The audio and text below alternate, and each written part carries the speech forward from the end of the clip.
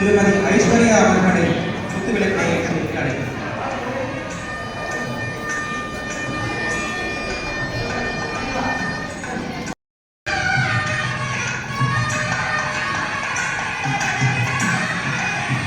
அடுத்தபடியாக திருமதி ராதிகா அவர்களை குத்துவிளக்கை ஏற்றி வைக்கிறார்.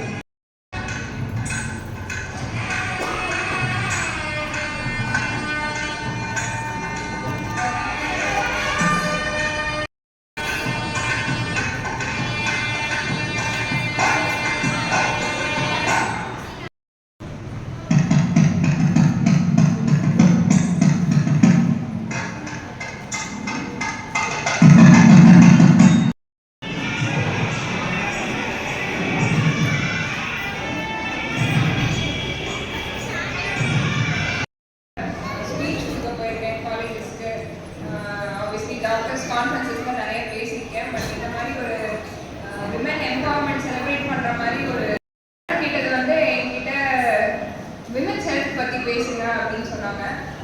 அதை விட ரொம்ப ஒரு முக்கியமான விஷயம் இங்க என்ன நடக்குது அப்படின்னா நிதியில சுதந்திரம் தான் ரொம்ப இம்பார்ட்டன்ட்.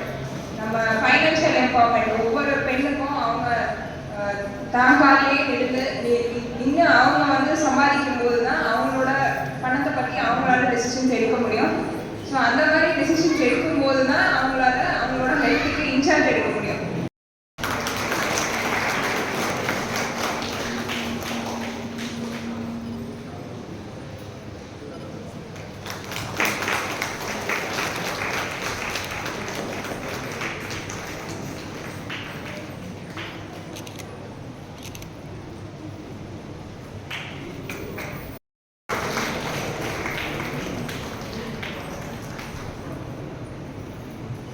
இங்கே பாருங்க.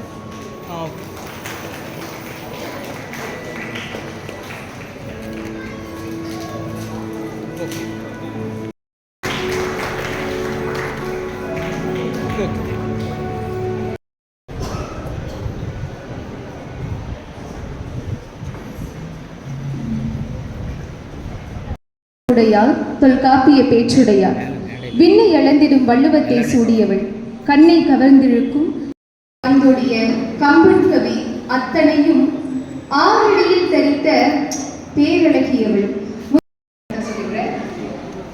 பொதுவாகவே பார்த்தீங்கன்னா தமிழுக்கு உங்களுடைய கைத்தட்டல்களோடு வணக்கத்தை சொல்லி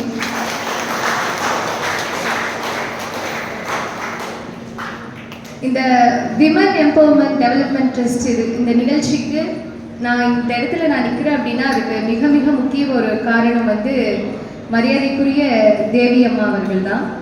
ஏன்னா ஒரு பெண் வந்து இன்னொரு பெண் வளரணும் அப்படின்னு நினைக்கிறதையோ இல்லை இன்னொரு பெண் சாதிக்கணும் அப்படின்னு நினைக்கிறதையோ அவ்வளோ சீக்கிரத்தில் நம்மளோட நாட்டில் பார்த்துட முடியாது.